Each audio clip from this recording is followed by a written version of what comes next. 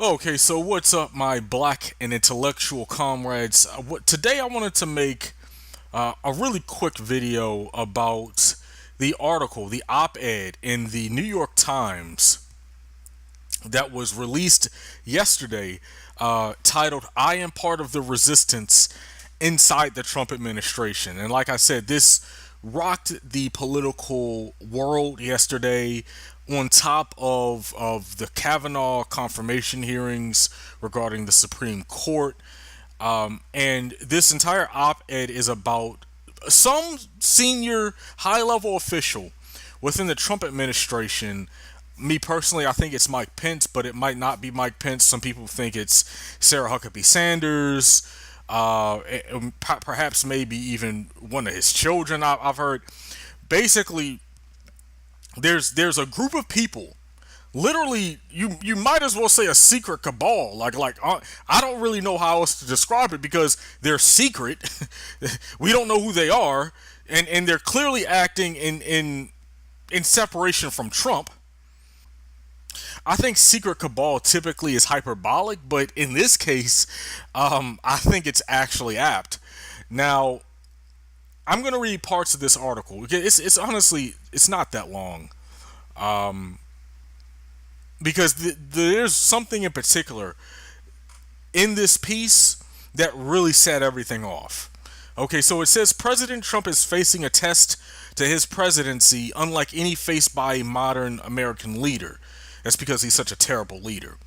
It's not just that the special counsel looms large or that the country is bitterly divided over Trump's or Mr. Trump's leadership.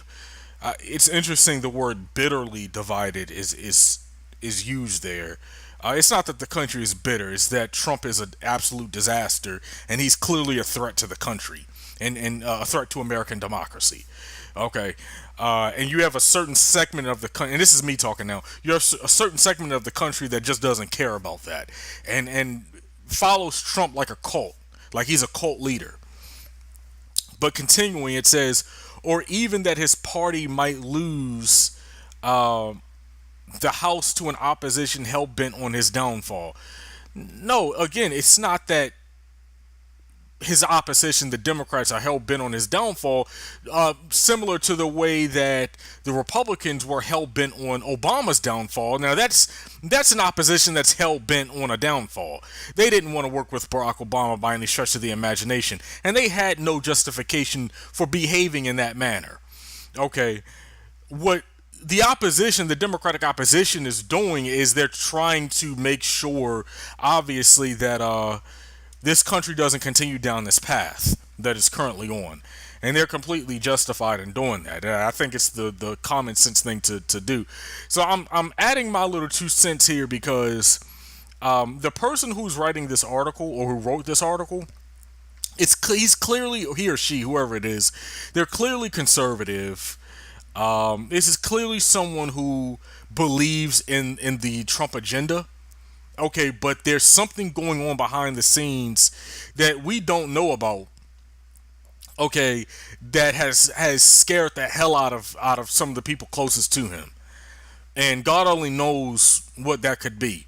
So continuing, it says the dilemma, which he does not fully grasp, is that he's talking about Trump, is that many of the senior officials in his own administration are working diligently from within to frustrate parts of his agenda and his worst inclinations.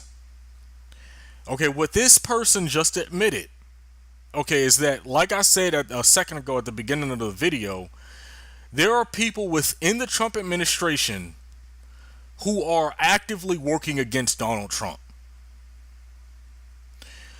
The right wing has gone on and on and on about the deep state, about the FBI investigation. No, apparently the deep state is within the Trump administration. Apparently the deep state is standing right next to him. And I don't think, I'm being tongue in cheek, obviously. I don't think it's an actual deep state per se, but at least not in this case. Not to say that one doesn't exist, but I don't think that's what's going on here. Okay, but it's, because I'm bringing that up because it's just funny uh, how the truth kind of just exposes how wrong people are on their misguided beliefs regarding the whole conspiracy theory about the deep state, bringing down the Trump administration, and not Trump's own actions, which is actually the real case. And then continuing, the author says, I would know. I am one of them. So he's saying, I'm one of the senior officials in the administration working diligently to frustrate parts of Trump's agenda. Continuing, it says, to be clear, ours is not the popular resistance, quote unquote, of the left. We want the administration to succeed and think many of its policies have already made America safer and more prosperous. But we believe our first duty is to this country, and the president continues to act in a manner that is detrimental to the health of our republic. So, like I said a second ago, this is clearly someone who's a true believer. Okay, this is definitely not someone from the left. This is definitely not fake. It's legitimate. It's real. And they're saying that they're not part of the popular resistance on the left. My problem with the usage of that terminology here in this case, if that's not what you are, then why are you using that phrase? Okay, because it comes off as if it's being co-opted a little bit by people within the administration. And while it is certainly a type of resistance, we all know that the only people really using that terminology are people on the left. And even on the left, people are kind of frustrated with how that word is being used, because you clearly have people higher ups within the Democratic Party using that terminology and using that phrasing, okay, to position themselves further to the left than they actually are in reality, in terms of the policies that they support. Okay. So continuing, it says, that is why many Trump appointees have vowed to do what we can to preserve our democratic institutions while thwarting Mr. Trump's more misguided impulses until he is out of office. Let me stop right there again for a second.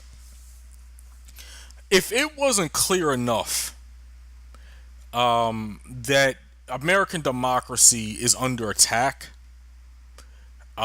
this op-ed should erase all counter arguments to the opposite of that. Like, this article is laying bare the reality of the situation that we are in right now. Okay, and I have my own problems with the person who wrote this article, like a lot of other people. I think that whoever this is should have put their name on it and actually legitimately blown the whistle. And they can, if they actually do care about American democracy that much as they claim to in this piece, then they would actually probably leave the administration and blow the whistle and do what they can to. But and honestly, now I'm gonna stop myself really quick.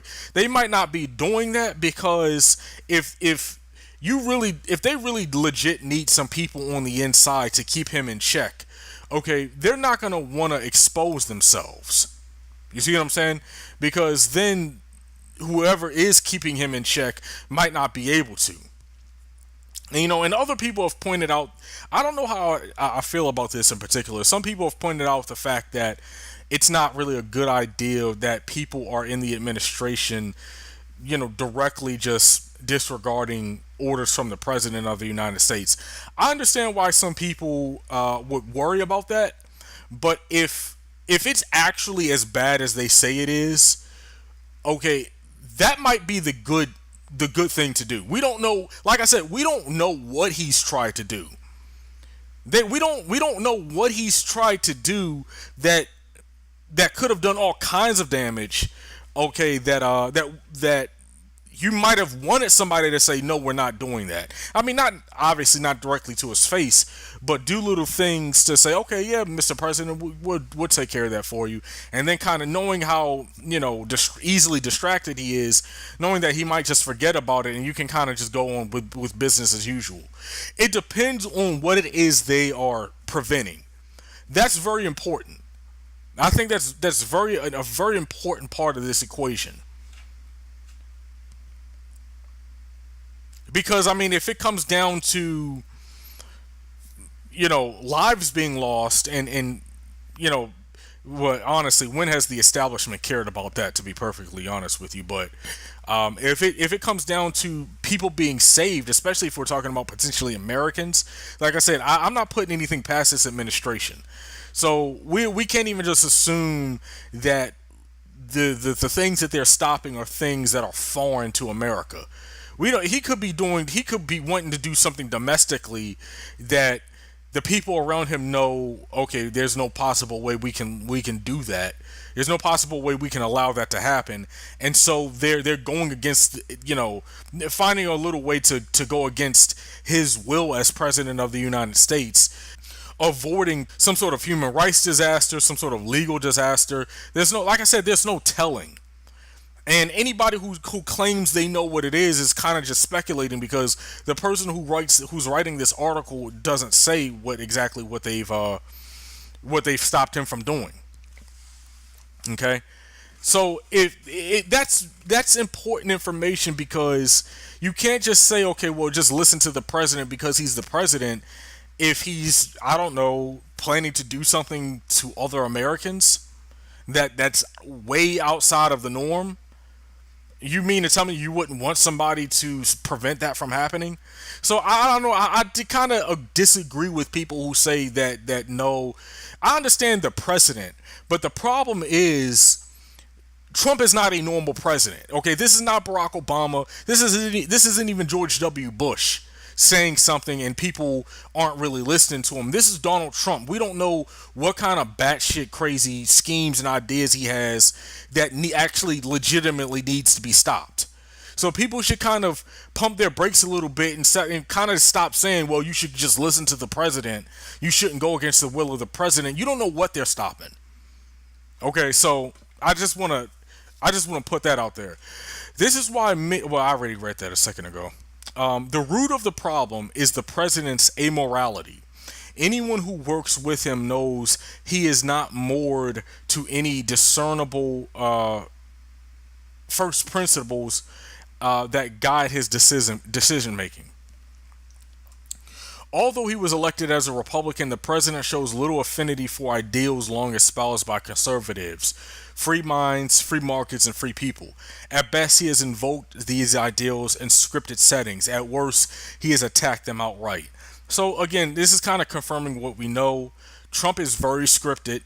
Okay, you cannot assume things that he says publicly is what he actually believes.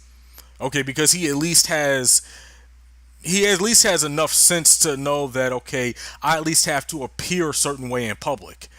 Okay, so he doesn't always, I mean, he kind of goes off hinge sometimes, especially if you look at a situation like Charlottesville where he became really kind of unhinged.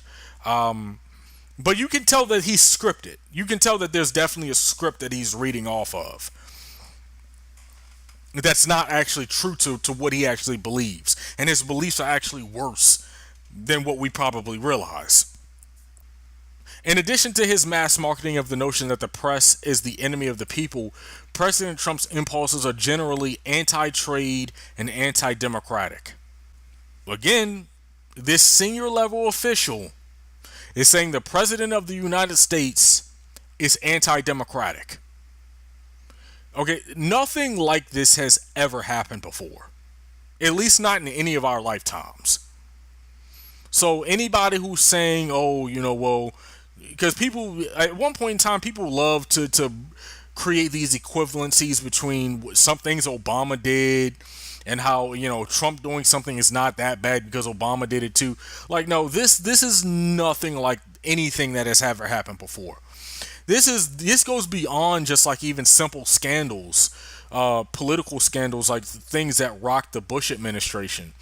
You know, these are actual democracy endangering. We have a president who clearly doesn't really believe in democracy, and that's reflected in many ways, in part by a lot of the people within his base as well, because a lot of the people within his base clearly don't really value democracy that much either. This country is right now is I don't know. I don't know exactly what's gonna happen in the future. I'm kind of like a lot of people. I'm kind of hoping that we can at least take back the House in 2018. I think there's a good chance that's going to happen. Hopefully, we can get some lucky breaks, and we can perhaps even take back the Senate as well, and that will at least create a check on his power. And well, I'm getting ahead of myself. I was about to say something, but I haven't actually read it yet in the article.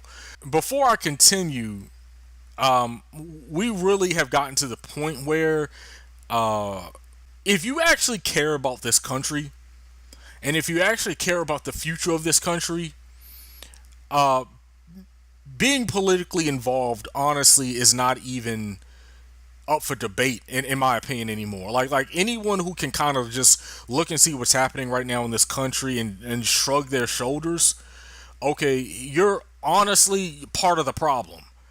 A major problem in this country right now is the political apathy. That's one of the major reasons Trump is even in office right now to begin with, because enough people, more and more people, just didn't give a damn. Okay, the time of political apathy is over, or you're gonna wake up one day and you're gonna live in a literal dictatorship. So people kind of need to just start taking things that's happening in this country very seriously, because the president you have sitting in office right now um, can really bring this country to its knees, unlike anything we've ever seen before. And continuing, it says, don't get me wrong, there are bright spots that the near ceaseless negative coverage of this administration fails to capture. Effective deregulation, historic tax reform, and more robust military and more. None of those things are bright spots. Okay, again, just showing you that the person writing this is a clear right winger. None of those things that they mention are good things that have come out of this administration. Okay, but these successes, which aren't really successes, but these successes have come despite, not because of the president's leadership style, which is impetuous, adversarial, petty, and ineffective. The erratic behavior would be more concerning if it weren't for unsung heroes in and around the White House. Some of his aides have been cast as villains by the media, but in private, they have gone to great lengths to keep bad decisions contained to the West Wing, though they are clearly not always successful. One thing that people have pointed out with this article, this op-ed piece, okay, is the clear distancing of certain people within the administration from Trump.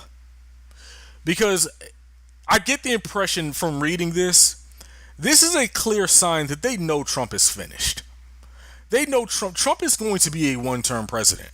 Assuming assuming something crazy doesn't happen, Trump is going to be a one-term president. He's way too unpopular. Okay, there are way too many people in the country who don't like him, and there are more people who don't like him who do like him. Okay, and honestly, you could say, well, that was the case in 2016 as well. Again, enough people didn't actually come out to vote in 2016. Yes, voter suppression played a major role in getting him elected in 2016, but that honestly might not have had as much of an impact as it did if more people voted. So if there was just an overwhelming number of votes, okay, more votes than they could have suppressed, okay, Trump might not have been president of the United States. If 3 to 5% of the voting population, of the voting age population, people who are eligible to vote who didn't vote, especially in swing states. If 3 to 5% of the population gave a little bit more of a damn, Trump would not be in president. Trump would not be president right now. So with voter suppression, you can overcome that. That's not. It's very detrimental, but it does more damage when the turnout is very low and the turnout isn't as high as it should be. When the turnout is very high, you can even overcome voter suppression. That's actually what I'm hoping happens in 2018 in the midterms. Okay, but they're trying to rebrand themselves, and they're trying to, perhaps when they see Trump goes down, they know that they're going to have to look out for their careers. They know that they're going to have to you know, go come out in public and make sense of some of the things that they did, some of the things that they said, some of the things that they co-signed. Okay, so this op-ed in many ways establishes this talking point on the right to say, oh, where some of his people and some of his aides can come out and say, well, no, I was in the Trump resistance, I was fighting against Trump. It's yeah, so we kind of have to be a little careful with this because I think that's another reason for why this op-ed is coming out. It's to allow certain people within his administration to begin to create some distance between Trump and the rest of the people in his administration, and even to an extent, people within the GOP as well. It may be cold comfort in this chaotic era, but Americans should know that there are adults in the room. We fully recognize what is happening, and we are trying to do what's right even when Donald Trump won't. The result is a two-track presidency. Take foreign policy. In public and in private, President Trump shows a preference for autocrats and dictators such as Vladimir Putin of Russia and Kim Jong un of North Korea, and displays little genuine appreciation for the ties that bind us to allied, like minded nations. Again, this is something we've known for a while. Trump likes autocrats, he likes dictators. That in and of itself creates such a major conflict of interest to have a president who thinks that way. Like the decision by the American people to put this man into office is something that people are gonna trying to make sense of for a very long time.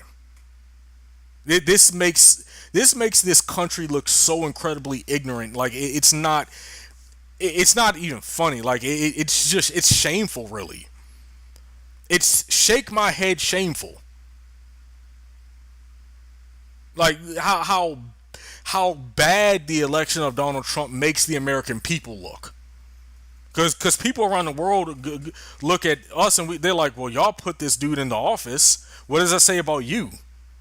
And of course, I didn't vote for him, obviously, and most of the people watching this video right now probably I'm sure didn't vote for him either. But I'm just saying, you're gonna have. I'm telling y'all this now.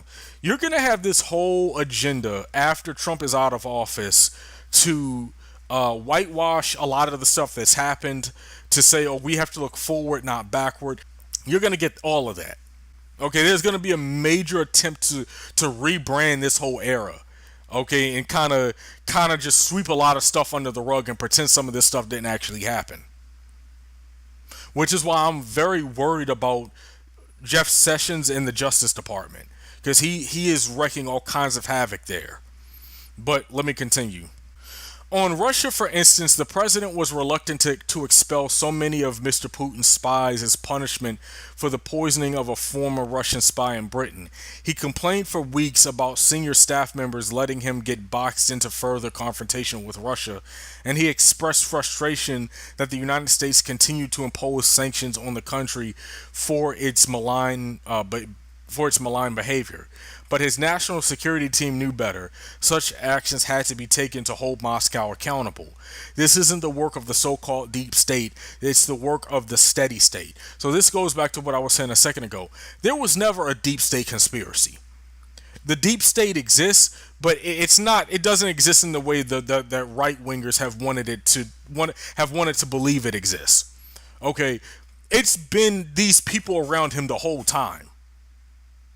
They're the ones leaking. I think, honestly, whoever's doing a lot of this leaking to the media, they're probably part of this group. It might be the same person who wrote this op-ed. I don't know. But there's clearly an inner cabal, okay, working against Trump that people thought was the deep state, but it's not actually the deep state.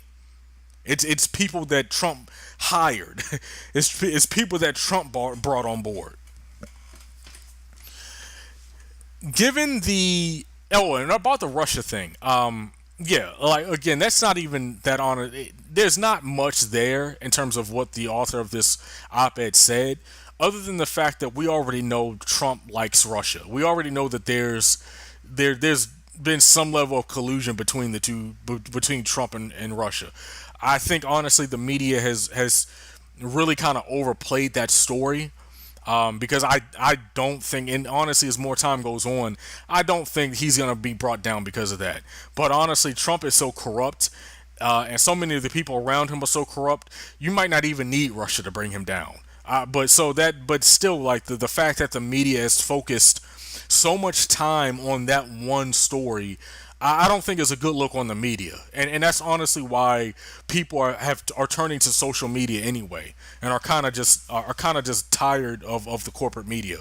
People are kind of forced to listen to them because they do break a lot of stuff, but yeah, let me just continue. This is the big part of the article. This is honestly probably the most important. I said this was going to be a quick video. Here I am going on almost 30 minutes. So here's the most important part here. Given the instability many witnessed, there were early whispers within the cabinet of invoking the 25th Amendment, which would start a complex process for removing the president, but no one wanted to precipitate a constitutional crisis. So we will do what we can to steer the administration in the right direction until, one way or another, it's over. This author just said that within the administration, they've thought about invoking the 25th Amendment. Okay, to think that people on the outside, okay, have kind of poo-pooed the notion of impeachment. If people within his administration are talking about removing him from office and saying that he's unstable, he's mentally unfit to be president of the United States, the discussion around impeachment definitely needs to happen. If that's what the people working with him, now understand, the 25th Amendment and impeachment are two separate things. Okay, the 25th Amendment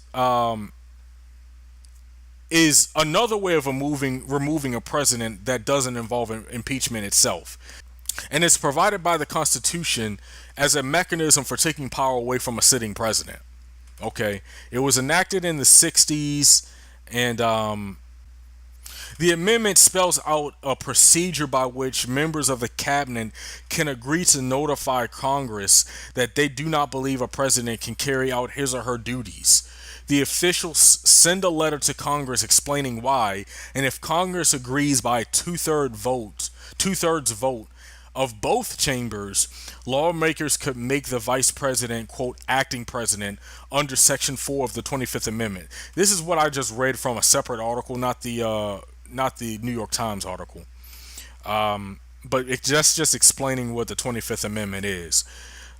So, once again, I think we just have to be honest about the situation we're in right now. And the author of this op-ed said they don't want to precipitate a constitutional crisis. Trust me, the constitutional crisis is already ongoing. We're already in the middle of a constitutional crisis. The only question is, how is it going to end? Okay? That's the only real question left to ask. And so I'm gonna honestly stop right there. That's the most important thing about this particular op-ed. And this is the thing that people were talking about the most yesterday, the 25th Amendment. Okay? I do believe that when Democrats regain control of the House and hopefully the Senate, there needs to be impeachment hearings. I don't think they should do that right away. I think that they should. Hopefully, the FBI investigation will be over. Because I honestly think that could probably be over now anyway. I have a hard time believing they don't have enough evidence on Trump.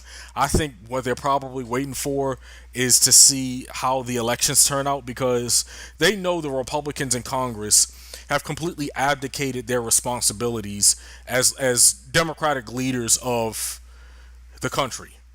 They no longer represent the people. Okay, they're there purely to wage essentially now at this point political warfare against the left, a political warfare against progressives, and do whatever they can, lie as much as they have to lie, do whatever they can to make sure they maintain power. And the biggest thing that they are hell bent on right now is getting Kavanaugh confirmed as the next Supreme Court justice. That's the only thing they care about. They don't care about anything else. Many of these Republicans in Congress are not putting country first. They're putting party first. And that should be alarming to just about everybody. Like I said, everybody who cares about where this country is going and the direction this country is going in. I've had a tough time maintaining faith in the democratic process in America. And what I mean by that is not democracy itself. I love democracy. I don't necessarily know if Americans have the capability, the intellectual capability to maintain it. Okay, I think some of us do. I think even like a large percentage of us do. Even people who don't necessarily agree with each other on policy. There's clearly a segment of the population that actually cares about the future of this country, and there's clearly another segment of the population that just doesn't care at all. They're just completely tuned out. Okay, and you cannot have so many people in your country that just doesn't take the future of this country seriously and think that you're going to maintain your rights, that you're going to maintain, social norms and some of these other things. You cannot have so many people who are just completely zoned out. Okay, and I like it's I don't know, man, because like even looking at Trump's support, I think his support should be way lower than it actually is. I mean, it's low by historic standards, but it's not low enough. Like there are clearly a lot of people who are engaging in a level of cognitive dissonance and willful ignorance, unlike anything I've ever seen in my life. I honestly didn't think Americans were this ridiculous. And I'm not talking about all Americans, obviously. Obviously, I'm not talking about people on my political side of the spectrum. I'm talking more so about people on the right. I mean, I just didn't think this level of political ignorance was possible. I felt like there was a certain point in time where people would say, okay, you know what, this is the line that you've crossed, that was our personal line in the sand, and we're not going to let you cross it.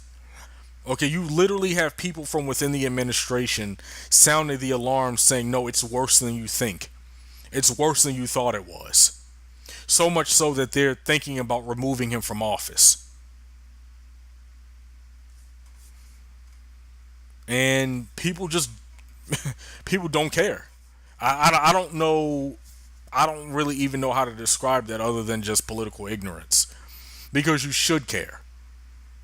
If you are living paycheck to paycheck, if you're not wealthy and you don't have the ability to leave the country if it gets a little too hot, like most people don't have that ability to do that, I don't know why you wouldn't care. To not care kind of just, I don't know. I'm going to end it there because I can go on and on and on. Like the video, subscribe to my channel, click the bell below the video to be alerted whenever I post a new video, and go to my blog at www.blackandintellectual.com.